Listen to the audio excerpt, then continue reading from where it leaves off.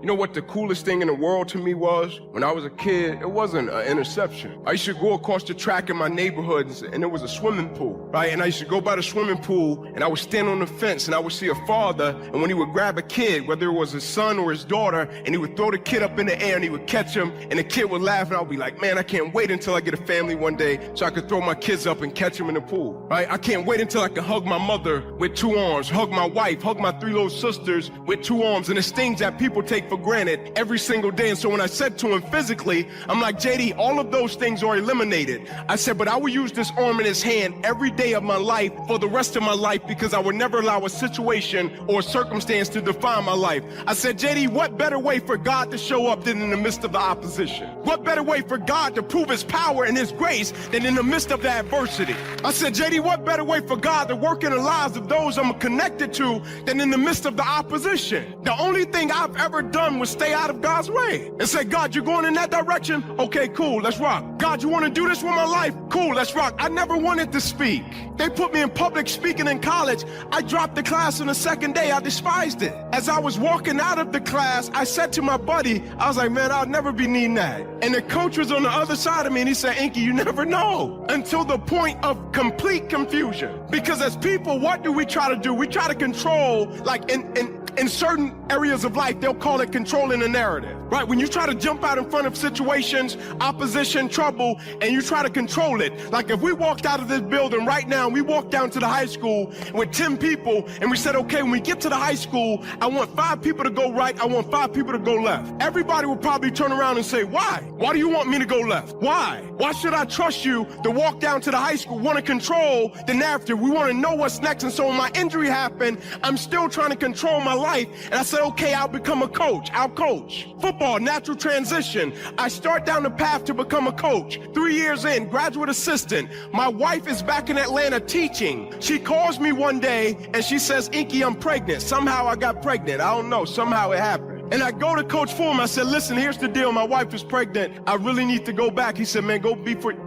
there for your family. And I call a guy trying to control the narrative. Me and Pastor was talking about this. He said, God cannot work and God cannot take you where he wants to take you until you allow God to take you where he wants to take you. And most of the time when that happens is when you say, I yield, because you're in such a place of confusion in your life and you can no longer control it. And so it places you in a position to where it has to fortify your faith. And so I called the guy and I said, man, listen, I'm coming to Atlanta. I really need a job. And he worked at the rec center. And he said to me, Inky, you can come, man. You can create curriculums for the kids. I'll pay you $20,000 a year, whatever. And you can just ride off into the sunset. I said, praise God, I'm coming. And I get there the next day and I go up to the gymnasium. I call the guy, he never responds. I email him, never respond. The people there, I give them my resume, my paperwork, and they say to me, oh, you're overqualified. I said, what is that? They say, yeah, you can't work here. And I found myself in my wife's grandmother's home. My wife have our daughter, Jada. Jada's sleeping in a wagon that somebody bought her for her birthday, and we would put pillows in the wagon. And I'm 2 blocks away from where I grew up in that 2-bedroom home with 14 people. And I'm like, God, why did you take me from this neighborhood to the University of Tennessee, play football, get 10 games from the NFL, and bring me right back to the same neighborhood in my wife's grandmother's home with my daughter sleeping in a wagon and no money? And I would get up every single day. My wife would get dressed to go teach. I would get dressed and I would go look for a job, and people would say,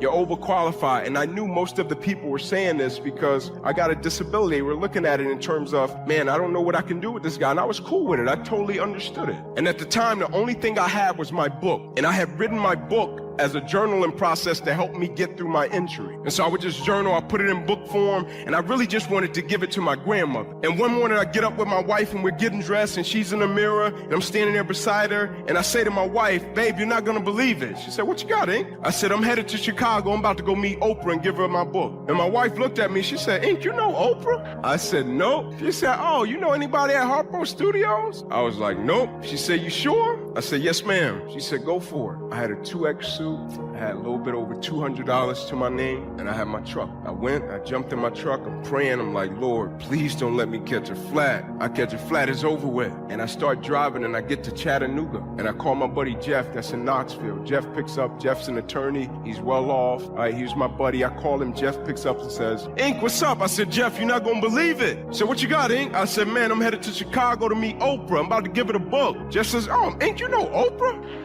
I said, no. He said, oh, I get it. Ink, I understand you're a highly ambitious person, but I need you to hang this phone up and call me back when you get to Knoxville. Chances of that happening are slim to none. I call Jeff when I get to Knoxville. Jeff picks up. He says, you're still going, aren't you? I said, yep. He said, stop by and pick me up. I'm gonna ride with you because I don't want you to be too disappointed when it doesn't happen. I pick Jeff up. We get to Chicago that night. Jeff goes up. Jeff gets us a room. Next morning we get up. I go to the front desk. I'm asking for directions. Jeff is standing in the corner getting ready to go work out. I get directions. I'm going to walk out of the building. Jeff jogs over. He says, Ink, wait. He said, I'm going to go with you, man. I'm going to get us a taxi. I don't want you to be too disappointed when it doesn't happen. We pull up to Harpo Studios in the taxi. Place is massive. People everywhere. It's when our last shows were happening. We get out of the car. Jeff says to me, hey, Ink, I'm going across the street to this coffee shop. I'm sure this won't be long. I'll see you in a minute. I get the book. I walk around the building. Every door that will open, I would run into the door. And I would say, hey, man, I'm Inky Johnson. I drove up from Atlanta. I want to open my book. And they would say, get out of here. We don't do that. I said, man, y'all rude. I thought y'all give away cars. Huh?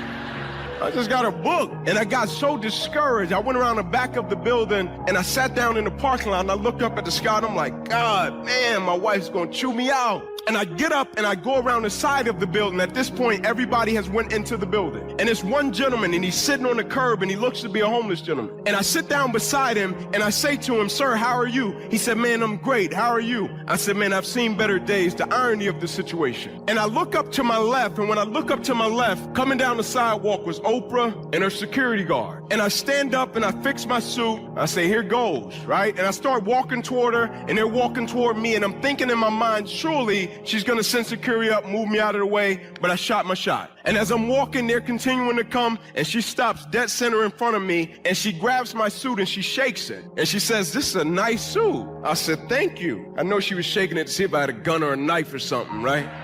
And I said, I'm Inky Johnson. I drove up from Atlanta. I just wanted to bring you my book. She said, thank you. I said, can I take a picture with you? No problem. We take a picture. She says, all right, I got to get in and do my show. I said, thank you very much. And she was walking in to go in the building. Jeff is running. Jeff says, Ink, tell her to wait. I said, no. Oh, yeah, little faith, right? No. Right? Yeah. You're right. Yeah. All right. And I go to walk off, and the security guard says to me, hey, little man. And I stop. He said, come here, I want to tell you something. He said, I just want you to know what just happened never happens. He said, usually she'll send me up and say, move them out of the way, you know, tell them to send their book here and they'll never get it. I just want you to know what just transpired. It never happens. I said, man, thank you so much. Right? I walked off. I sent a picture to friends, family. I put it up on social media, right? And everybody's response was, hey, Ink, are you going to be on the show? Hey, Ink, you're going to be on the book club? Hey, Ink, you're going to be on Super Soul? I was like, I don't know. I don't care. They was like, what you mean you don't know? You don't care? I said, that moment wasn't about that. That wasn't a moment about getting on Oprah's show. I said, I got up that morning. I was trying to see, was God still with me? I was trying to see, was God still with the kid that left Atlanta, Georgia, that had this dream to go to the NFL when he was 7 and got there at 20 years old? I just need to see. It wasn't about Oprah. I just need to see, God, do I still got the connection? God, do you still hear me? And so when it happened, for me, what happened was, in the midst of the moment, it was confirmation when I was hugging her that God was saying to me, Ink, I got you. I got you, Ink. When I got back to Atlanta, people said, Ink, you need to speak. My simple prayer was this: okay, Lord, I'll be obedient. People are telling me I need to speak. I'll be obedient. Send me where you gotta send me. Out of obedience, because in the Bible it says obedience is better than sacrifice, but you give the average person a task, and what's the first thing they'll do? Judge the level of sacrifice without first being obedient. They'll say, what do I gotta give up? What is it going to cost me? And the first trip I got to speak was a 15-hour round trip to Mississippi, driving. And I get back home at 2 a.m. and my wife is standing there. And when I walk in the door, she's standing there. She said, how was it? I said, babe, it was great. She said, what you get? I said, they gave me this cool coffee mug. And she said to me, you sure this is what God called you to do? I said, yes, ma'am. She said, go for it. And I've been doing this for almost 13 years ever since. So from the bottom of my heart, I want to say thank you, right? Because as much as it is an honor and a privilege for you all, it's an honor and a privilege for me. the level of let me take a real step back. If you're sitting in this chair and you want to do something that makes you happy and makes you money, let's just say that. I have no idea what people want in here, but fine. How many people happy money? Raise your hands if you want happy money. Raise it. Don't be scared. Great. Let me ask you a question. If you have the audacity to be happy and have money, which, by the way, the amount of people that have lots of money and are very happy is very small. It just is. If you want to be happy and have money, don't you think it should take a long time and it should be hard, right? That to me has been the most interesting thing. In this world that everything's so fast, and this world where one or two people look like Mark Zuckerberg or Travis, like where you can point to one or two people. You know, I don't know if you heard, there's 7.7 billion of us. But because you can point to one or two people that got it fast and a lot, all of a sudden everybody thinks it should be fast and a lot. At 34 years old, after working for 12 years, helping build my family business, I left my family business and I had no money. 34, no money. How many people here younger than 34? Raise your hands. D-Rock, where are you? Hold on, keep them up. D-Rock, where are you? Yo, right here, come here, look at this.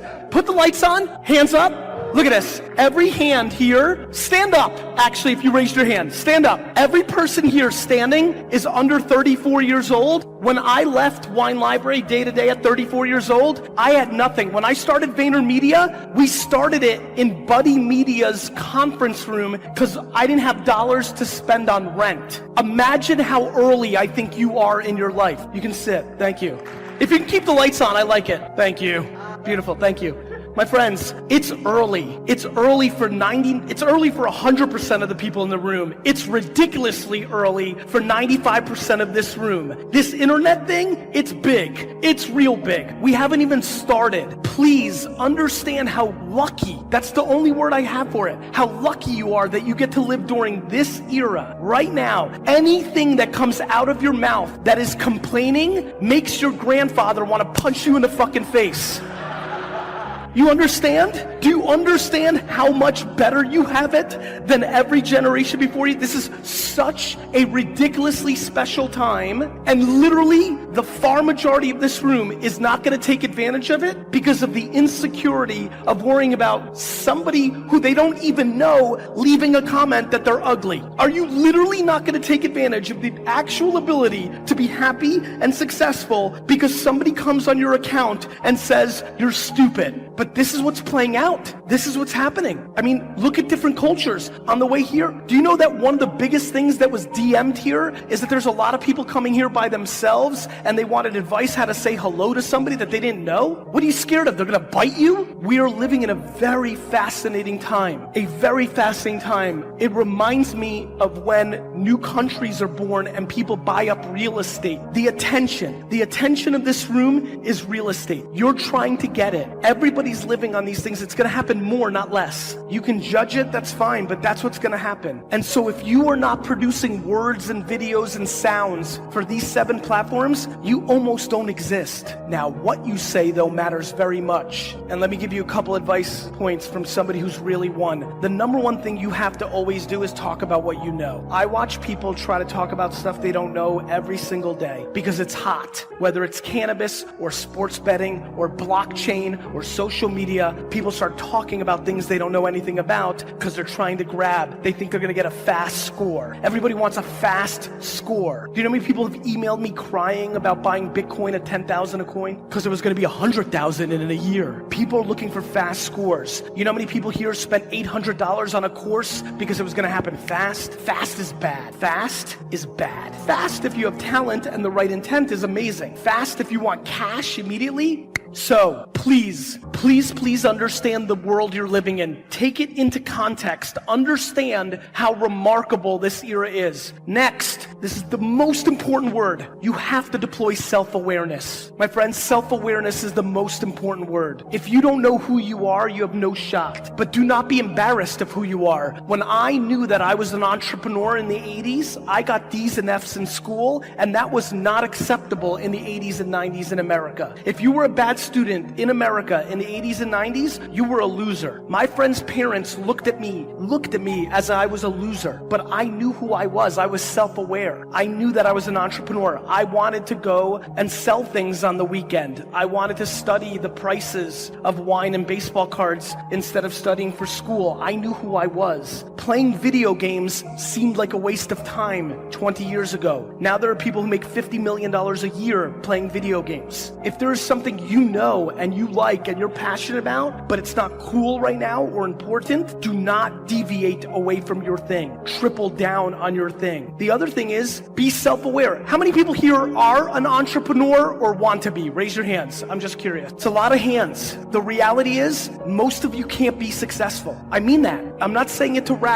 It's rare to be a successful entrepreneur. It's hard. It's a real talent. We don't think it's a talent now because it's so easy to say you're one. One of the most important things about being self-aware is knowing, do you have the stomach to be an entrepreneur? Putting entrepreneur in your Instagram account, easy. Living the life of an entrepreneur where nobody else is on the line except you, hard, lonely, scary, difficult. If you do it because it's cool or you think it's right or you're not self-aware, it leads to depression and loss of money. If you deploy self-awareness and realize you're a number 2, a number 3, a number 4, you find an entrepreneur and you win. Self-awareness. You have to understand who you are. Without it, you are massively vulnerable in society. And the fact that we now live in a world where you're more than welcome to be what you are, so much more. Maybe not in your family because your parents want you to be a doctor and a lawyer and an engineer, but in the world, yes. And so I highly recommend self-awareness. It is easily, in my opinion, I believe that self-awareness and the ability to actually give without expectation are the 2 bricks of happiness. And it's been a big factor for me, which has allowed me to go fast. When you're stable, you can go fast because you're not worried about judgment. I've been able to do a lot of things because I'm not scared to lose. Because if I lose, it's my loss. If I lose money or time, it's my loss, not yours. I don't care what you say in the comments. That lack of fear is what gives an entrepreneur an advantage. That lack of fear is what lets somebody live life in happiness. We have to start having more important conversations of the operating system of your life. There are people here that work more on upgrading their phones than upgrading their minds. I mean it. I mean it. I am desperate. Listen, to come here all this way to talk about tactics is a waste of time. To come all this way and have one person in here gain actual courage to do something is super worth it. And for me, it's a very simple game. Let me give a very big secret to all the kids here who are living their lives for their parents or based on their parents' judgment. There's a very big secret that parents never tell you. If you go the other direction of where they want you to go and you become really successful, they are really proud and make pretend they never pushed you in the other direction. The number one thing I fear, and the number one thing I learned, and this is very interesting to me, I'm gonna tell you a story I don't tell a lot. When I was a little kid in Edison, New Jersey, when grandparents came over, I would go play with the grandparents a lot. Maybe it was because I lost 3 of my 4 grandparents as a kid, but even as I get goosebumps right here on stage, it's because I think I've always been filled with a lot of wisdom and old soul. It's just DNA. It's nothing I did, it's just been in me. But I was always gravitating towards old people my whole life. I mean really old. You know, I'm 7, 8 years old, I see an 80-year-old, I run over, sit next to them, and talk. My whole life, I loved it, my whole life. And the number one thing I learned in the first 20 years of my life, spending more time with old people than most kids, is the biggest thing I fear is regret. Regret is scary. Resentment is very scary. The biggest reason I push kids to do what they want versus what their parents want is because I'd rather them and their parents have 5 or 6 or 7 years of bad than 80. Because it gets very ugly when you're 60 and they're 80 and you lived your life based on what they wanted and now you resent them. It gets real ugly real fast. I would rather you have the pain for the next 5 or 6 years of fighting and then have one of 2 things happen, which I think both are amazing. Number 1, you were right. You were right and you are an amazing fashion designer, not an engineer, and you built a real company and your parents are going to be very, very proud. Or you were wrong. You suck at fashion design. Nobody liked it, but at least for yourself, you never have to live the rest of your life asking yourself, what if? You win both ways. You live in a culture, I know, I watch. You live in a culture with a lot of expectations. You live in a culture where parents treat their kids as a property that indicates who they are. So does most of the world. This is not a Southeast Asia thing. This is not a Indonesia thing. This is a world thing. Parents are insecure too, and they like their kids is closing their gap. We have to start talking about this because now that it costs $0 to start a Spotify podcast, now that you can do that at 9 p.m., now there's nothing left. In 1974, not having money and time was an excuse. In 2019, it is not.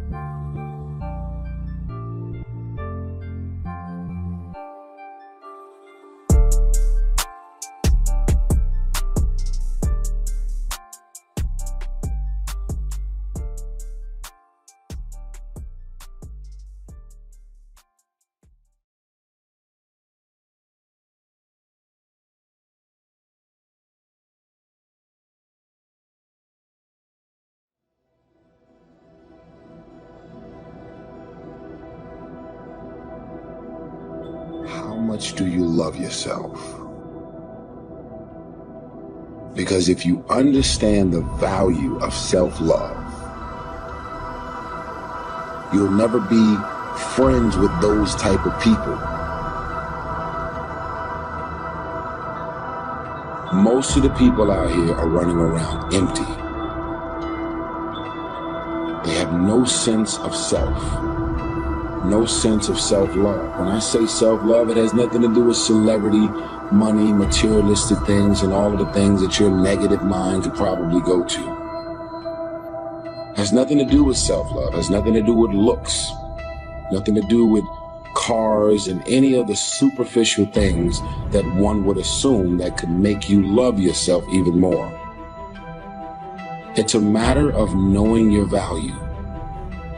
It's a matter of you saying, I don't have to be around these people in these type of environments and situations in order for me to finally see the value in myself.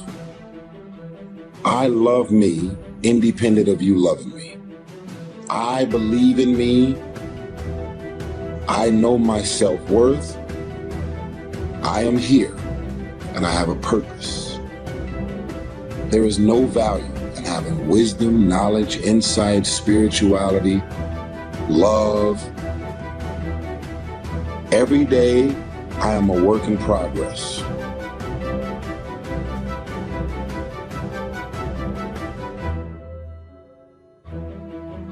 A person who can forgive nothing is a person who's totally destroyed psychologically and emotionally.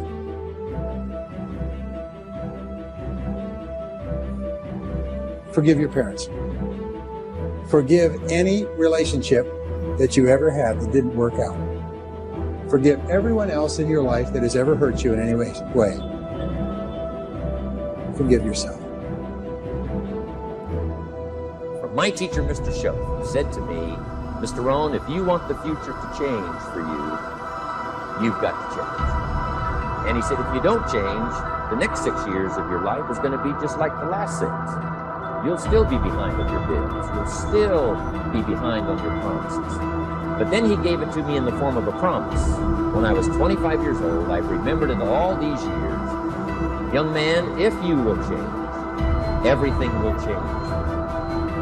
If you will get better, everything will get better for you. What a clear message that was for me. He said, if you'll change your philosophy, if you'll change your habits, if you'll refine your thinking, if you'll change and accept some new disciplines, if you'll turn the corner where you've been in the past, go for a new life for the future, he said all kinds of remarkable things will happen for you if you will change. Before I met Mr. Shoaf, I used to cross my fingers and say, I sure hope things will change.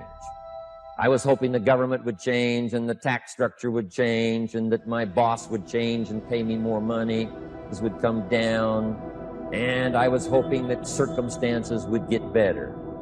And then I discovered from my teacher that those things are going to continue the same. In fact, all of those things that happen to us is kind of like the wind that blows. But we must not leave our future just to the wind, just to the economy, just to the structure of the way things are happening today. Here's what we must learn to do, and that is set a good sail. And if you'll learn to set a good sail, and that's what my teacher taught me in those early days. He said, Mr. Rohn, the wind is going to blow however it's going to blow. Politics are going to be politics, and the economy is going to be the economy.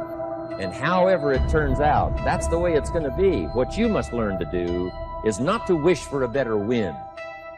That's naive. The key is to wish for the wisdom and the skills and the learning so that you can set a better sail. And so that's what I did at age 25. I went to work not on the economy. I went to work not on the community. I didn't go to work to try to change the government. I didn't go to work to try to change my boss or the company. I didn't go to work to try to change circumstances. I went to work to try to change myself. And I picked up that promise. My teacher shared with me that if I would change, my income would change. If I would change, my bank account would change. If I would change, my future would change. And sure enough, his promise came true for me. The first 6 years of my economic life, I wound up broke.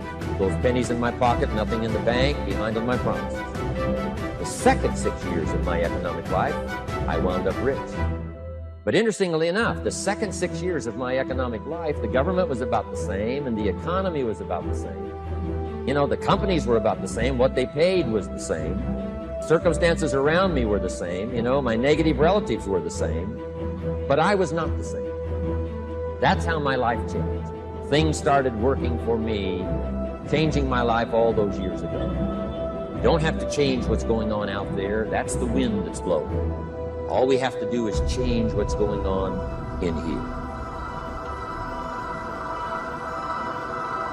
Forgiveness is giving up the hope that the past could be any different.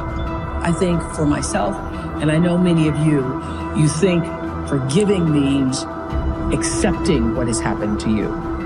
Well, it is accepting that it has happened to you. Not accepting that it was okay for it to happen. It is accepting that it has happened, and now what do I do about it? Forgiving is giving up the hope, not holding on, hoping, wishing that it could have been any other way than it actually was. Giving up the hope that the past could be any different. And when I got that, I think it took me to the next level of being a better person, because I don't hold grudges for anything or any situation, and neither should you. It's letting go so that the past does not hold you prisoner, does not hold you hostage. And now there's several ways to do that. The first subject he called personal development. We must learn from personal experience. Pretty simple. Learn from what happens to you. Take a look back over the last few months. Did you make some mistakes? How could you correct those for the future? Take a look back over the last year. Have you done it right or done it wrong? Let's correct it for the next year.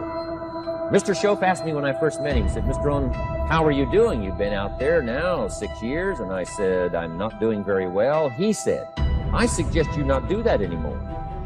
What a simple, swift analysis to my situation.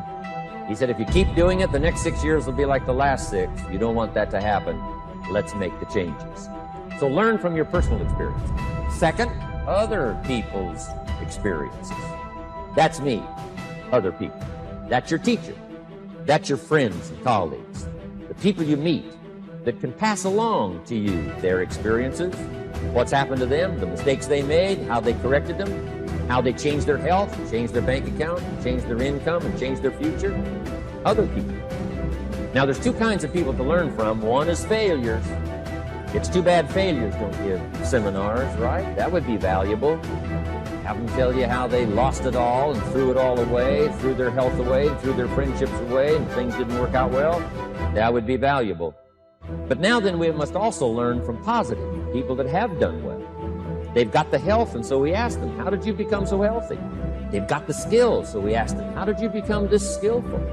They've got the income, so we ask them, how did you get here in such a short period of time? So now, here's what's important in personal development. In learning from other people, we learn, number one, by observation. We learn what we see. We watch people that are successful in what they do. In sports, we watch their disciplines. In business, we watch their disciplines. Second, we learn by what we hear. Learn by listening. And then listen to the sermon on Sunday morning. Listen to the lectures. Listen to the teacher. Listen to someone who's got something good to say. And then number three is vitally important on personal development. That is, read all the books you can possibly read in your lifetime. Mr. Schoaf got me started on my library. I've got one of the better libraries. And then I started keeping a journal. One of the major things my teacher taught me was to keep a journal. He said, don't trust your memory. If you hear something good, just make a little note and write it down. So I would suggest you do the same. Things that impress you, a poem that impresses you. When you attend a class, some of the ideas that impressed you, jot them down. You read something in a magazine, right? Some ideas, take those out, put them in your journal. Keep a good journal the rest of your life. This will serve you well.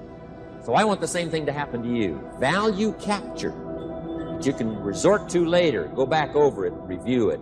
and let it become valuable to you. So that's my first subject, personal development. Work harder on yourself than you do on your job. Develop the skills, learn the lessons, take the classes, absorb all that is being taught to you these days. And then later on, of course, you can sort it out, what's valuable to you and how to refine it for your business and for your life and for your future. The main thing is to get it and start this process of personal change, personal development. And let me say it one more time. If you will change, everything will change. You'll never be the same. You'll keep growing. As you look back on a few months, look back on a few years, you won't believe the progress you can make economically, your relationship with your family, your friends. I'm telling you, that whole process of committing yourself for personal change, personal value, can really make your life unique and worthwhile. And he just said, son, if you think you can make it, get on out there and get discovered. My father was born in 1914. It wasn't good. My grandfather was a slave. My grandfather was born into slavery. My grandfather was a slave till he was 12. So my background of people becoming successful was like, and my dad was the only one believing. Everybody else told me no. Laughed at me, all kinds of. When you're going through stuff like that, man, it's pretty easy. I almost gave up. You know, everybody has a turn back moment. I almost gave up a couple times because it got pretty hard for me. I was going to ask my father, could I come home and stay there for 3 months and get a job? Because my father had a rule for all the boys, once you leave the house, you can't come back. He was pretty strong with that rule. The girls could come back home anytime they wanted to. The boys, you can't come back here. So calling him and asking him, could I come home was pretty tough. And then I got a phone call. You know, remember back in the day, you had an answer machine and you could press in the code and you could play your messages back. I was about to give up and I pressed the code one day and there was a guy named Chuck Sutton from Showtime at the Apollo. And he said, hey, we got a gig for you Sunday night. If you could get here, we'll put you on TV Sunday night. It was a Thursday. I'm in Florida. I got $35. I'm homeless. I'm fitting to give up. And I didn't have enough money to get to New York. And I sat there and I started crying on the side of the road, man. I said, man, I finally get my shot to be on TV and I can't even get there. So I sat there when I got through crying. I said, man, let me call back and see if he said this Sunday. So I picked up the phone and I dialed again and they said, yeah, this Sunday. And I got ready to hang up, but another message had come through since. And it said, it said, Steve Harvey, this is Tom Sobel from the Comedy Caravan. If you're anywhere close to Jacksonville, Florida, if you can get there Friday night, I got $150 for you. I'm in Pensacola. So I jump in the car, I got $35. I drive to Jacksonville, Florida at the Punchline. I do the gig Friday night. They give me $150. I did so good, the guy asked me to stay over Saturday night. He paid me another $150. I got $300. See, life is cyclic. You're not, whatever experience you're having right now, it has not come to stay. It has come to pass. Not to stay, just to pass. It's just going through. The biggest challenge is to know what's happening. This is a part of this thing we call life. This too shall pass. And maintaining perspective, putting it in perspective. You have to be willing to break from the past to have the future you so desperately desire. You have to have the courage to allow yourself to honor the past as it was, to forgive those who need to be forgiven, to forgive yourself, and to acknowledge that everything led you to this point now. Everything. Let it go and begin to focus on developing myself. And I say to you, you're going to have people to do things to you. Things are going to happen to you. And the most important thing to do is to harness your will and let it go and move so you can grow, so you can get on with your life.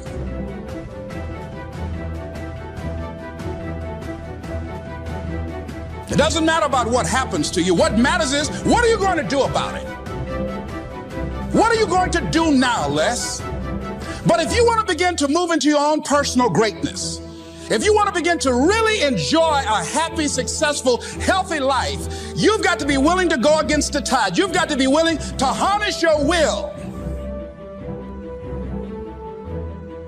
So as you're in the process of reinventing your life, write a description of the kind of person that you want to be.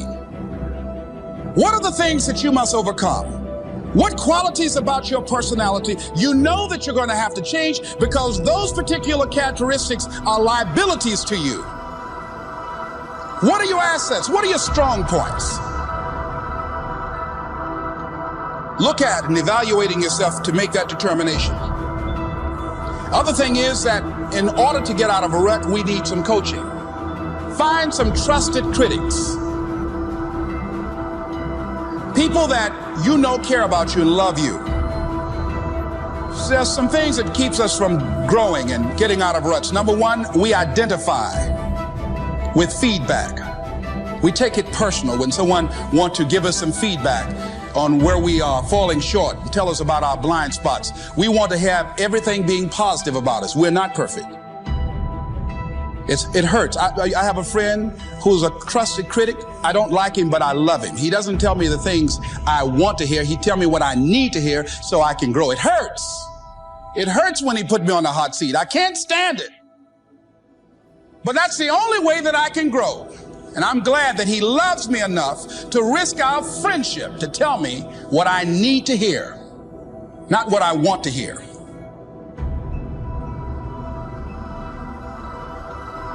Now let's cover the second step, the setting goals. We need to take a look into the future. There are 4 things to consider in terms of attitude. One is how you feel about the past. Best advice I can give you on that is treat the past as a school. Let it teach you the mistakes you've made, the things that went wrong, the things that didn't work. Don't use the past as a burden to carry, and don't use the past as a club to beat yourself to death. Past losses, past failures, past mistakes. But let the past be a school. Tough school maybe. We've all been through some tough stuff. So if you feel good about the past, draw from it for experience and let it teach you. Then next is how you feel about the future. We've got to have the future well designed. The future is called the promise. The promise of the future can be an awesome force. Designing the future, there's 2 ways to face the future. One is with apprehension, and the other is with anticipation. I promise you, in my travels around the world, most people face the future with apprehension. And here's why. They don't have it well designed.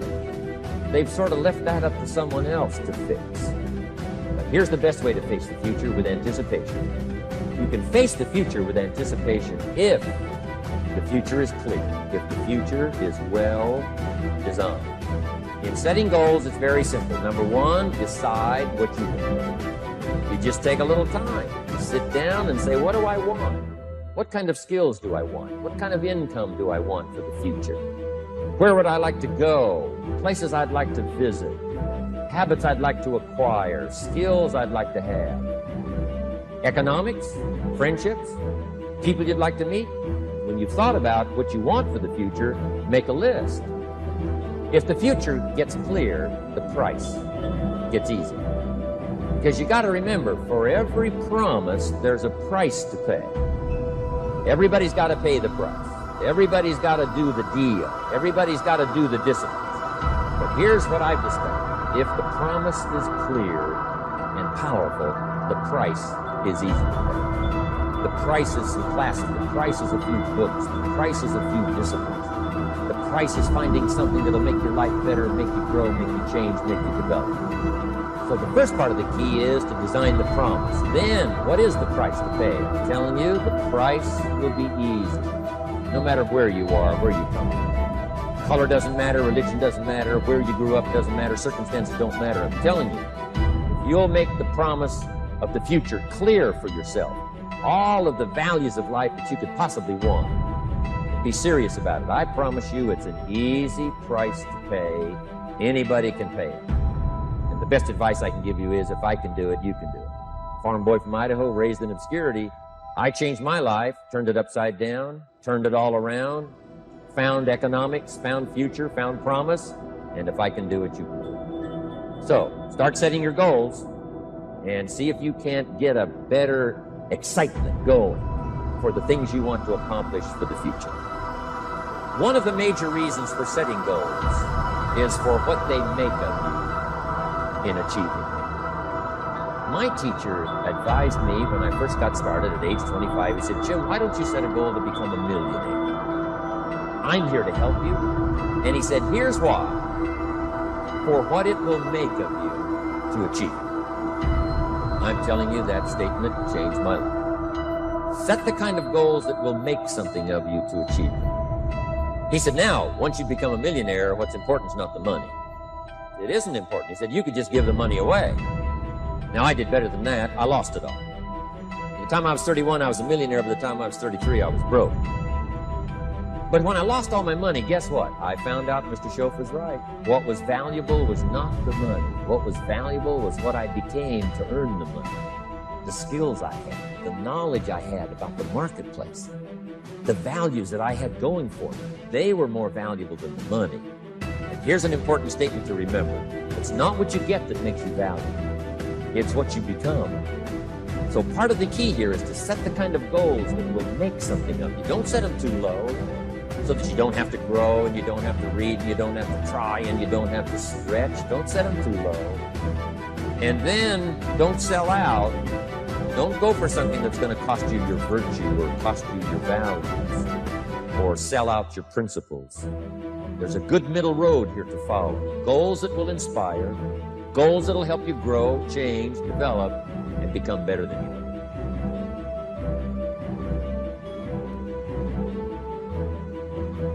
High performers are not dissatisfied strivers.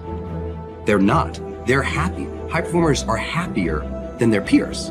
We all believe that to get the top, it's going to be lonely at the top, and we all believe you have to grind and kill yourself to get there. Yeah. And that's completely wrong, and the data proves it worldwide, which is, I think, just overcoming a lot of people's biases about how we work today, because right now, especially today, like, grind on social media is so popular. Or hustle. And by the way, none of the top 15% of high performers worldwide identify with those words. They literally don't. We asked them, we did a whole keyword analysis. Yeah. This was actually pretty cool. And high performers explicitly say, these are the three driving feelings. If we said there was a high performance state, it's driven from these three things. Number one, full engagement. Yes. Number two, joy. Yes. And number three, confidence. Yes. That's what they relate with, okay? That's where it's coming from. It's a joyous journey, not a dissatisfied one. And I had this conversation in the book because I'll kind of maybe frame it this way. Each of these chapters opens with a vignette of somebody I worked with or a situation that I was in that demonstrated high performance. In this particular situation, I'm walking on a stage, thousands of people, after a very famous musician was out there and was telling the audience that person's secret to success. Remember, thousands of people. Yes. Their secret to that person, their whole speech, their secret to success was never settle. Never settle. Nothing is enough. Never settle. And never be satisfied. Never be satisfied. Always demand more. And I'm like, oh, my second slide, which was going to be on jumbotrons in like 80-point text, was strive satisfied. I'm like, oh, I'm gonna have to dispel this for all these thousands of people. I was totally freaked out. Yeah. But what I had to explain to people was not only the data, but it's this. If you're never satisfied, I mean, is it true that life is precious? If it's true that life is precious and you could be gone tomorrow, do you really want to think, you know what, I just never felt fulfilled? I never allowed myself to have a moment of credit. I never allowed myself to have a moment of peace. I never allowed myself to look at that and say, good job. That's not the way to live life. I think just at a spiritual level, it's a bad move. And this book doesn't really go into a lot of that. It's more about the science and the heart stuff. But I think it's really important that people realize your job is to strive satisfied. And if you strive satisfied more often, you will be more of a high performer. And if you never give yourself credit, you're always beating up on yourself, you're always thinking that's not perfect enough,